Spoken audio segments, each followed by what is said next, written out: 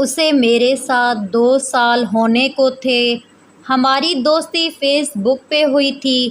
کہنے کو فیس بک ایک ٹائم پاس کا ذریعہ ہے، لیکن نبھانے والے یہاں بھی نبھا لیتے ہیں۔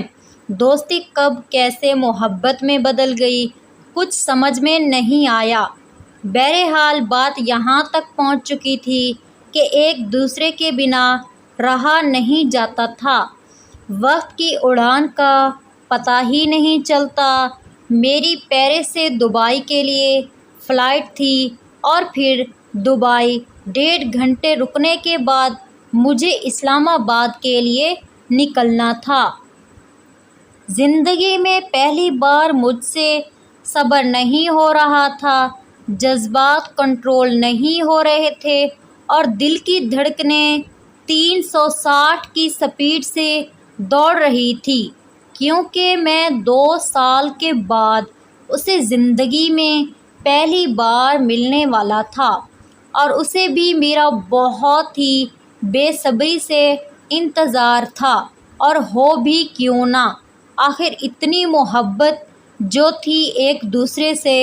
خیر 1.5 گھنٹہ میں نے دبئی کی ایئرپورٹ پر گھوم پھر کر گزارا، اور ایک ایک لمحہ میرے لیے کیسے گزر رہا تھا یہ صرف میں ہی جانتا ہوں۔ پھر ایک بار میں پھر پرواز کے لیے جہاز میں بیٹھ چکا تھا۔ رن وے پہ دوڑتے پلین کی بڑھتی سپیڈ کے ساتھ ساتھ میرے اندر کی خوشی آہستہ آہستہ عیاں ہونے لگی تھی۔ راستے میں کہیں آنکھ لگ گئی اور میں سو گیا، اور پھر ایئر ہوسٹس کی آواز سے میری آنکھ کھل گئی، جو یہ کہہ رہی تھی کہ کچھ ہی منٹوں بعد ہم اسلام آباد ایئرپورٹ پہ لینڈ کرنے والے ہیں۔ براہ کرم سب لوگ اپنی اپنی سیٹ بیلٹ باندھ لیجئے۔ اسلام آباد کا نام سن کر یوں محسوس ہوا جیسے کسی جنت میں پہنچنے والا ہوں۔ اپنا وطن اپنا ہی ہوتا ہے، اور سب سے مزے کی بات یہ کہ میرا سرپرائز ٹور تھا۔ اس طرح کی مزید اچھی کہانیاں دیکھنے کے لیے ہمارے چینل زبردست اردو اسٹوری کو جلدی سے سبسکرائب کر دیں۔ تو پھر کرتے ہیں ایک مزیدار کہانی شروع، کیونکہ میں نے اپنے ایک دوست کے علاوہ جو مجھے ایئرپورٹ پر ریسیو کرنے آیا تھا، اس کے علاوہ کسی کو اپنے آنے کی خبر نہیں دی تھی، اور خاص کر میں اس منچلی کے ریئیکشن دیکھنا چاہتا تھا جس کے لیے میں اسپیشلی یہاں آیا تھا۔ محبت انسان کو کہیں بھی کھینچ کر لے جاتی ہے۔ میں نے اپنے پاس ورڈ پر ایگزیکٹ اسٹیمپ لگوایا اور پھر باہر نکل آیا، جہاں میرا دوست اپنی BMW کے ساتھ میرے کے لیے سہاگت کے لیے کھڑا تھا۔ دور سے آتا دیکھ کر ہاتھ ہلایا، میرے جسم میں جیسے طاقت قوت آ رہی تھی۔ باہر ملک میں آپ جتنے بھی پیسے کماؤ، آپ دل اور ذہن کا سکون کبھی بھی حاصل نہیں کر سکتے۔ چونکہ تھکاوٹ بہت زیادہ ہو چکی تھی، اس لیے میں نے 3 سے 4 گھنٹے آرام کرنے کا سوچا، اور پھر ہم روم میں پہنچ گئے جہاں ہمیں رکنا تھا۔ اس کے بعد میں وہاں آرام سے لیٹا اور کچھ دیر کے لیے آرام کرنے لگا۔ ویڈیو اچھی لگے تو پلیز آپ سے گزارش ہے کہ ہماری ویڈیو کو لائک کر دیں اور اپنی رائے کمنٹ میں ضرور دیں کہ آپ کو یہ کہانی کیسی لگی۔ اس دن میں معمول سے زیادہ ہینڈسم لگ رہا تھا۔ وائٹ کاٹن شرٹ کے ساتھ بلیک جینز اور وائٹ جوگرز، کلائی میں رولیکس کی واچ اور راجو کا پرفیوم لگائے میں بالکل تیار کھڑا تھا۔ بس انتظار تھا تو اپنے دوست کا جو واش روم میں گھس گیا تھا۔ میں نے گھر کشمیر جانے کی بجائے پہلی اپنے ہونے والی شریک حیات کی طرف جانے کا سوچا تھا، کیونکہ مجھے اس سے ملنے کا بہت شوق تھا۔ مجھے بس اس کے شہر کا پتہ تھا۔ محبت میں انسان اندھا ہو جاتا ہے، یہ مجھے آج ہی پتہ چلا تھا۔ زندگی میں میں پہلی بار بہاولپور کی طرف نکل پڑا تھا، ایک انجان شہر اور انجان لوگوں میں۔ میرے دل کی دھڑکن دھڑک رہی تھی، جیسے ابھی تک پتہ نہیں تھا کہ میں اسے سرپرائز دینے والا ہوں۔ 160 کی سپیڈ سے دوڑتی گاڑی میرے اندر ہی اندر ایک خوشی دے رہی تھی۔ آنے والا ہر منٹ، ہر لمحہ مجھے اس کے قریب سے قریب تر کر رہا تھا اور میرے دل کی دھڑکن بے ترتیب ہوتی جا رہی تھی۔ اسلام آباد سے تقریباً 600 کلومیٹر فاصلہ ہم نے 8 گھنٹوں میں پورا کرنا تھا، لیکن فل دماغ چارج رہا تھا کہ کسی عقاب کی طرح اڑ کر میں اپنے محبوب کے شہر پہنچ جاؤں۔ مجھے کس بات کی اتنی زیادہ خوشی تھی، یہ میں خود بھی نہیں جانتا تھا۔ مجھے خوشی تھی تو بس اپنے محبوب سے ملنے کی۔ میرا دوست جو میرے ساتھ جا رہا تھا، اس کے دل میں ڈر تھا، خوف تھا۔ اسے لگ رہا تھا کہیں کوئی ہمیں ٹپکا ہی نہ دے، لیکن میں اسے بار بار تسلیاں دے رہا تھا کہ تمہاری بھابھی بہت اچھی ہے، تم بھی ملو گے تو اس کے فین ہو جاؤ گے۔ وہ بہت اخلاق والی اور بہت پیار سے بات کرتی ہے۔ ہم فیصل آباد پہنچنے والے تھے۔ راستے میں ڈھک پر رک کر چائے پی۔ اس چائے کے پہلے سپ نے مجھے پیرس کی چائے بھلا دی، جو میں اکثر شام کے وقت ایف ایل ٹاور کے نیچے بیٹھ کر پیتا تھا۔ دل جب آؤٹ آف کنٹرول ہو جاتا ہے نا، دل جب آؤٹ آف کنٹرول ہو جاتا ہے تو میں نے دوست سے ہاٹ اسپاٹ شیئر کر کے اسے میسج کر دیا، کدھر ہو یار؟ کیونکہ میں نے بھی ابھی تک اپنا نمبر آن نہیں کیا تھا۔ ہمیشہ کی طرح آج تقریباً آدھے گھنٹے کے بعد اس نے مجھے رپلائی کیا۔ وہ ابھی ابھی یونی سے گھر پہنچی ہے، کیونکہ خبر تو ہے۔ میں اس کا جواب پڑھ کر آف ہو گیا، چونکہ شام تک ہمیں یہیں ہی رکنا تھا، کسی بھی طرح بہاول پہنچنا تھا، اس لیے راستے میں کہیں بھی زیادہ نہیں رکے۔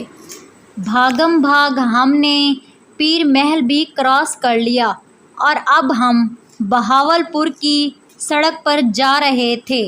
محبوب کے شہر کی ہواؤں سے بھی خوشبو آتی ہے۔ میں نے شیشہ نیچے کیا اور ہوا میں سے اس خوشبو کو محسوس کرنے لگا جو میرے یار کے شہر سے آ رہی تھی۔ میرا دوست یہ سب پاگل پن دیکھ کر بے حد کہہ کے لگا رہا تھا۔ ابھی تک میں نے ہونے والی مسز کو یہ نہیں بتایا تھا کہ میں اس کے اپنے شہر بہاولپور پہنچ چکا ہوں۔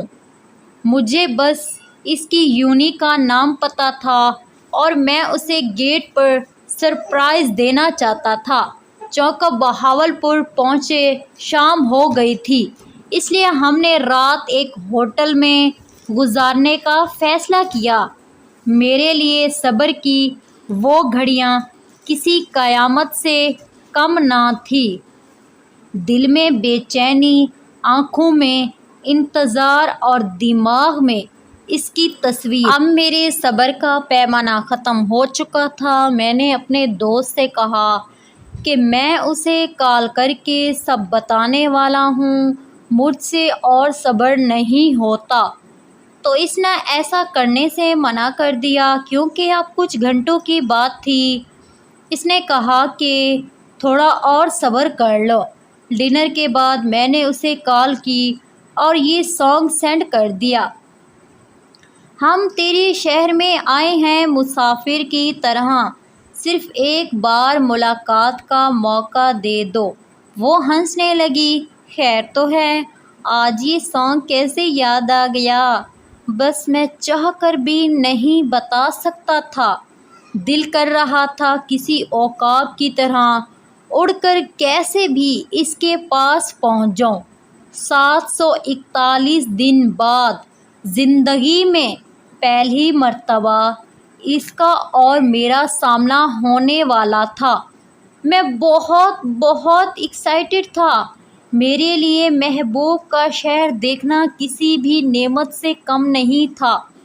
رات ڈنر کرنے کے بعد ہم نے پورا بہاولپور شہر گھوم لیا اور یقین کیجیے پیرس سے لے کر بہاولپور تک کے اس لمبے سفر میں ایک بھی سیلفی نہیں لی تھی۔ نیند کیسے اور کیوں کر آئے؟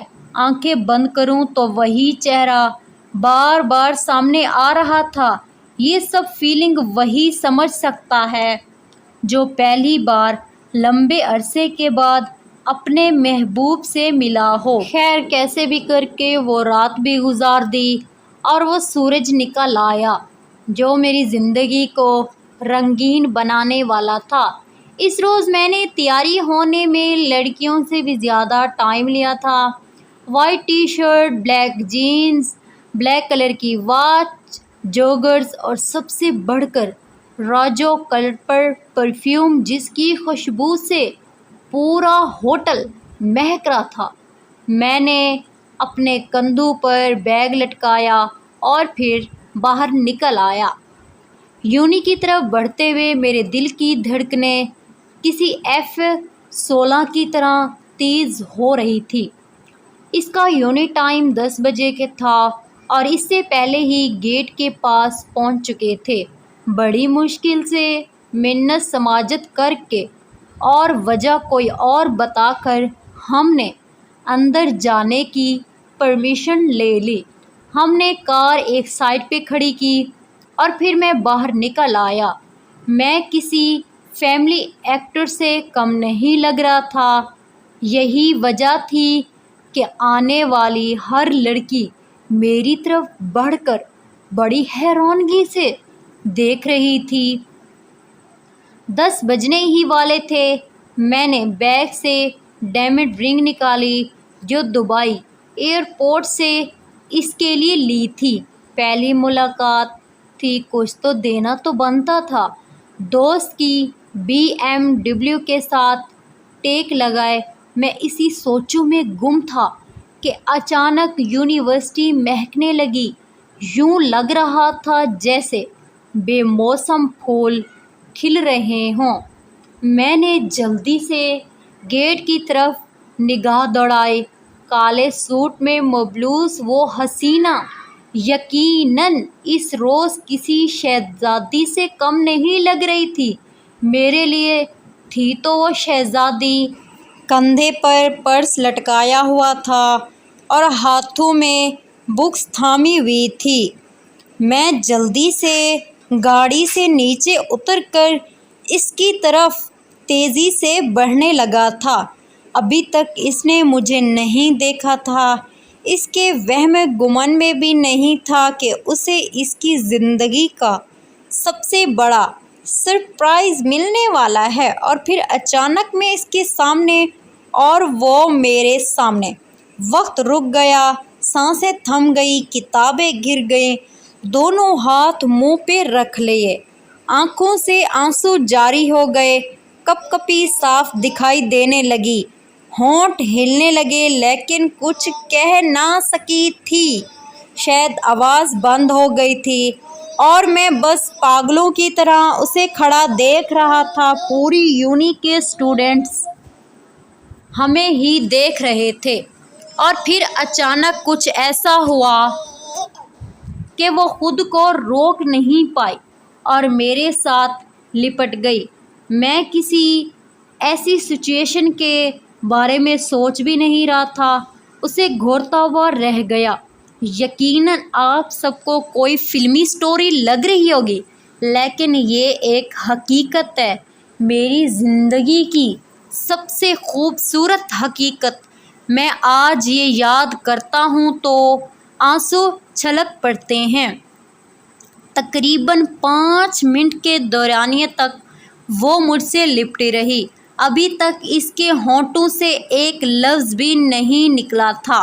اس کے دل کی دھڑکنیں موٹر وے پہ دوڑتی کسی اسپورٹ سے زیادہ تیز چل رہی تھی، جنہیں میں بآسانی سے سن سکتا تھا۔ اسٹوڈنٹس ایسے دیکھ رہے تھے جیسے کسی ایف ایل ٹاور کے نیچے کسی فلم کی شوٹنگ چل رہی ہو۔ میں نے اسے خود سے دور کیا تو محسوس ہوا میری شرٹ اس کے آنسوں سے گیلی ہو چکی تھی۔ وہ وقت میرے لیے کسی نعمت سے کم نہیں تھا۔ میں نے جیب سے ڈائمنڈ رنگ نکالی اور اس کے بائیں ہاتھ کی انگلی میں پہنا دی۔ سب سمجھ چکے تھے، سب نے کلیپنگ کی۔ میں نے اس کا ہاتھ پکڑا اور BMW میں بٹھا کر یونی سے آگے نکل آیا۔ اس کا دوسرا پارٹ دیکھنے کے لیے ہمارے چینل زبردست اردو اسٹوری کو جلدی سے سبسکرائب کریں۔ شکریہ۔ دوسری ویڈیو تک کے لیے اللہ حافظ۔